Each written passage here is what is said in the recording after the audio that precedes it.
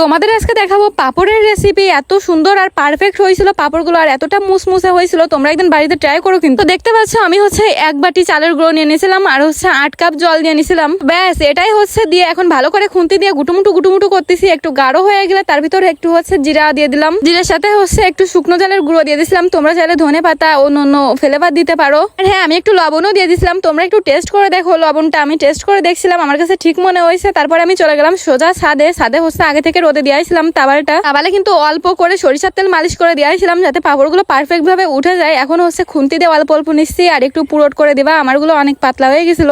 পাপড়গুলো আমি মাত্র 2 দিন রোদে দিছিলাম। টানা 2 দিন রোদে দিলে পাপড়গুলো শুকাই যাবে। তো অনেক খানিক বানাইছিলাম, তাওয়ালেও ধরেনি। তারপরে নিচে পলিথিনে একটু তেল মালিশ করে নিছিলাম। এটা পলিথিন না, অন্য কোনো কাগজ হয়তো বা। তারপরেও দিয়ে দিছিলাম। দেখো কত সুন্দর হয়েছে। আর আমি কোনো কিছু ট্রাই করলে তোমাদের সাথে শেয়ার করবো না, সেটা কি হয়। দেখো এখন ভেজে নিচ্ছি, কত সুন্দর হচ্ছে পাপড়গুলো। আর খেতেও কিন্তু খুবই টেস্ট হয়েছিল আর মুসমুচে হয়েছিল। তো ভেজে নিচ্ছি, এখন দেখো তোমাদের সামনে ভেঙে দেখাচ্ছি এটা কতটা মুসমুচে হয়েছিল, একদম পাতলা। তো আজকে তোমাদের পাপড়ের রেসিপি কেমন লাগলো? ভালো লাগলে সবাই লাইক কমেন্ট শেয়ার করে পাশে থেকো। টাটা বন্ধুরা।